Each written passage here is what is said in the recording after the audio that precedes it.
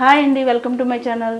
ఈరోజు నేను బొబ్బర్లతో కర్రీ వండుతున్నానండి. మామూలుగా మనం బీన్స్తో కర్రీ వండుకుంటాము. బొబ్బర్లతో కూడా కర్రీ ఎలా వండాలనేది చేసి చూపిస్తాను. ఈ రెసిపీని ట్రై చేసి కామెంట్ సెక్షన్లో కామెంట్ చేయండి రెసిపీ ఎలా ఉందనేది.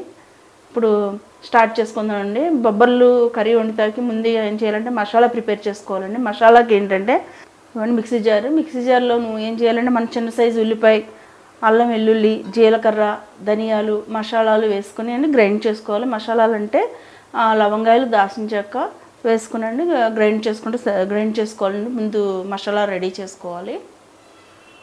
మసాలా గ్రైండ్ చేసుకున్నామండి. ఈ విధంగా గ్రైండ్ చేసుకోవాలి. గ్రైండ్ చేసుకున్న బౌల్లో తీసుకుని పక్కన పెట్టుకోవాలండి.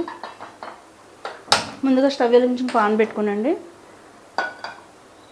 పాన్ హీట్ అయిన తర్వాత ఆయిల్ వేసుకోవాలి. కర్రీకి సరిపడా ఆయిల్ వేసుకోవాలి. ఆయిల్ హీట్ అయిన తర్వాత ఆనియన్స్ వేసుకోవాలండి. ఆనియన్స్, పచ్చిమిర్చి కూడా వేసేసుకోవాలి. ఇది కొద్దిగా ఫ్రై అవ్వనివ్వాలండి. ఇది ఫ్రై అయిన తర్వాత అండి ఇప్పుడు టమాటా వేసుకోవాలి. చిన్న చిన్న ముక్కల కింద ఇలా కట్ చేసుకుని వేసుకోవాలి. ఇవి వేసిన తర్వాత కొద్దిగా కుక్ అవ్వనివ్వాలండి.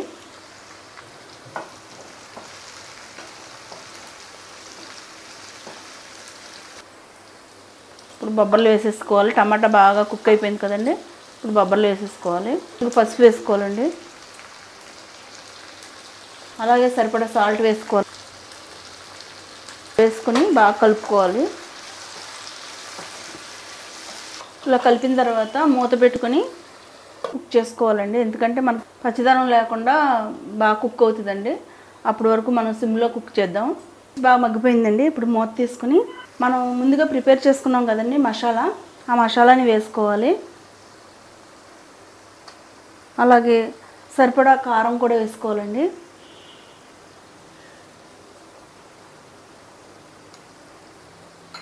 వేసి బాగా కలుపుకోవాలి. ఇంకా కుక్ అవ్వకుండానే అరోమా చాలా బాగా వస్తుందండి. చూస్తుంటేనే అబ్బా నోరు ఊరిపోతుంది. ఇవంతా బాగా కలిపేసుకున్నాకండి మసాలా వేసిన తర్వాత బాగా కలుపుకోవాలి. ఇలా కలిపేసిన తర్వాత మనం సిమ్లో పెట్టుకుని, ఇప్పుడు సిమ్లోనే ఉందండి, సిమ్లోనే పెట్టుకుని మూత పెట్టుకోవాలి. ఇప్పుడు మూత తీసుకుని కలుపుకోవాలి.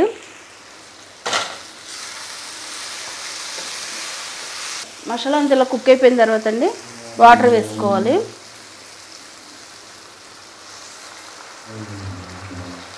మూత పెట్టి సిమ్లో మళ్ళీ కుక్ అవ్వనివ్వాలండి.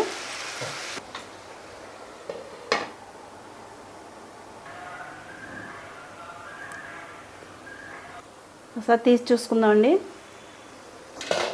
అయిపోయిందండి. ఆయిల్ అంతా పైకి వచ్చింది. స్టవ్ ఆఫ్ చేసి బౌల్లో సర్వ్ చేసుకుందామండి.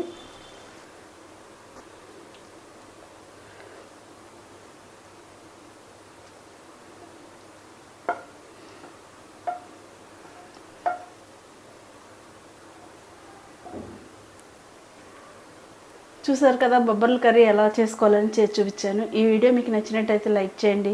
ఇప్పుడు సబ్స్క్రైబ్ చేసుకున్న వాళ్ళు ఉన్నట్టు సబ్స్క్రైబ్ చేసుకోండి. Thanks for watching this video.